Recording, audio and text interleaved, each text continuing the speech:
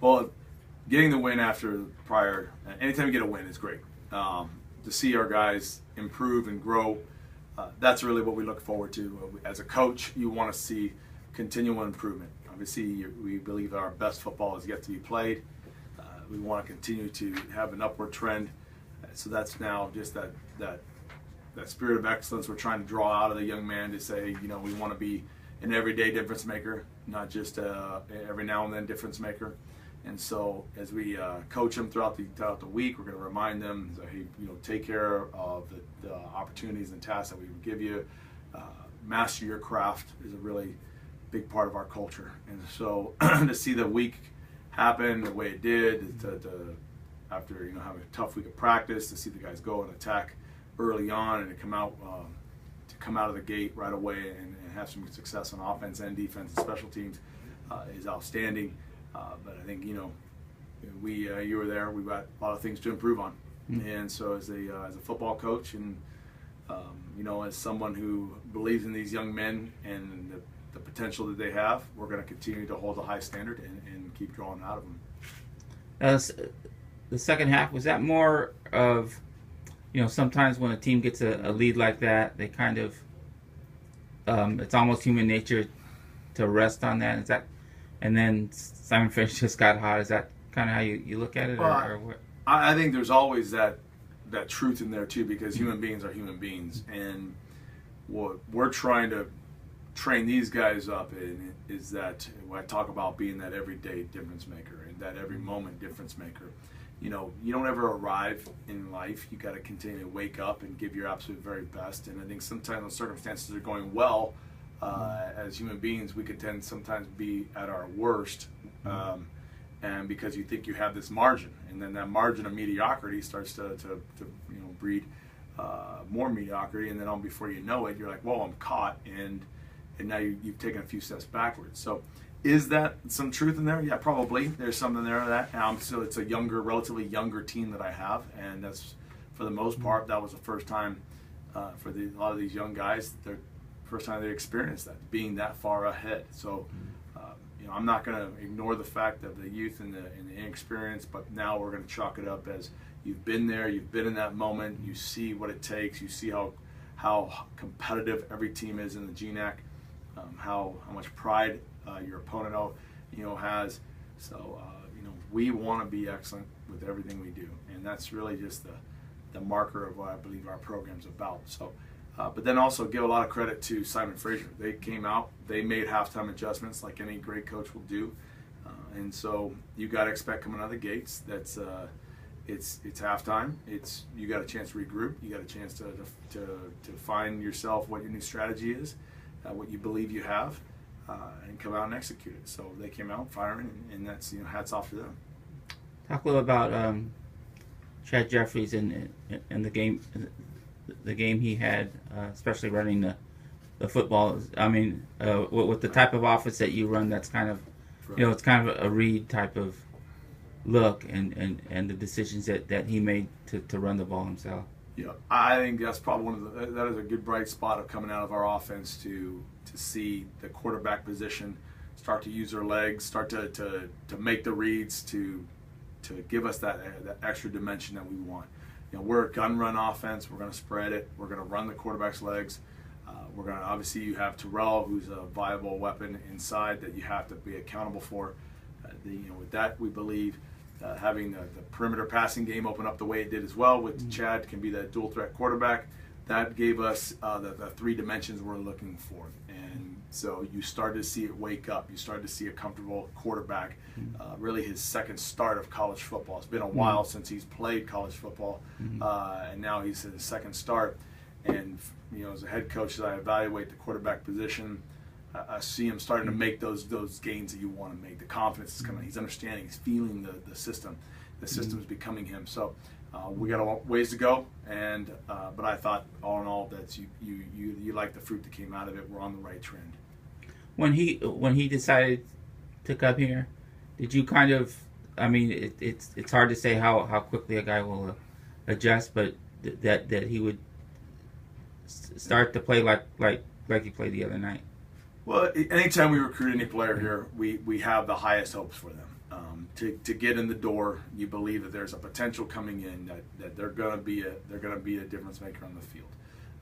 You know, we throughout all of our recruiting process, maybe for some of them it's a couple years away, maybe 3 years away, or maybe it's the immediate impact. That's kind of you know, you never really can forecast that, but when you do sign a young man and bring him into this family, you're believing that they're going to have the right heart, that the fundamentals are there for that, and also that they have the right potential to athletically to be an impact player. So I'm grateful, and I like the way he's trending right now, and that's to see him make the impact. So it's exciting to see the offense collectively start to find their legs and find the confidence that we know that they can do, of what they can do. So no, it's just good. Chad, when we interviewed him, is a guy we believed has the tools to be successful, like all the quarterbacks when we bring him in. Talk a little about this week's opponent, Dixie State. Always a tough place to play. Right. Just talk about them and what you've seen from them early on. Well, Dixie is a tough football team, like every team in the GNAC, and so they're gonna, you know, they're finding themselves offensively. They have weapons, and defensively they have a lot of size. Their D-line's one of the bigger in the league. You know, so you know, it comes back to, for us, we'll make our game plan. We'll adjust ourselves how we feel like we need to adjust and adapt for the opponent. And you know, we all understand and we respect our opponent, and we're gonna expect everybody's very best, and we expect ourselves to give an even better effort this next week. That's the trend we want to keep going on, is continue to play our best football. How do we grow and do our best football? You know, we got to stay hungry that way, and a lot of football to be played. And I'm just, as a head coach, just looking at this week, and just today, how do we get better with today? So a lot of work to get done. And Coach, going back to the offense a little bit, you know, with Chad rushing for almost 100, throwing for 160. Right. Terrell had maybe the quietest 185-yard performance that you can have, especially in those. As you look at those first two drives, you guys took up almost, you know, the entire first quarter, except for that one Simon Fraser possession. What was the bigger factor? The passing, the rushing, the two working together. I mean, which one do you think sets up the other? Well, I think it's symbiotic in the whole thing, and for our offense to be its very best, the defense starts to have to move themselves. Say, what do you want to take away? And that's the position we want to keep our opponent in. To have Chad and the receiving corps really finding the comfort zone. That, you know, it takes timing. Having a new quarterback starting the way and getting used to him, it takes timing. And I know the receiving corps has been working really hard and just to do what they need to do to help them accommodate that. But I think also the offensive line has done a really good job of, you know, gelling themselves. They're new starters in that whole offensive line as well. So I think collectively you just saw an offense start to find itself, and really, you know, you're getting out of third gear right now, and that was good. We finally found fourth gear. We believe there's a lot more to do on the table. So we're going to continue to push hard in practice to continue to develop ourselves. Great defensive first half on Saturday. A little regression on the second half, but what do you think you guys really did well defensively on Saturday evening? Well, I thought defensively, you know, number one thing for us is you got to just pursue the ball. You got to play with aggression and passion, and I thought they did that. I thought throughout the 4 quarters they did that. I thought, you know, looking back, watching the film, you can see the regression you mentioned is, you know, overzealous players trying to make plays. Now, my philosophy is, you know, it's easier to steer a moving car. So the fact that they have that aggression and they have that that great intentions to help make a play, we can work with that. So I've got a great bunch of guys who I think I know they have a collective will to be great, a collective will to play great defense. What you have also is, once again, some younger players. I mean, that's their youngest group on the field. So you have 8 brand new starters coming off last year, and so there's moments that are still teaching moments that are coming up. And so in that regression, we look at it as, you know, hey, there's some times that, you know, I think you have the maybe the emotional letdown.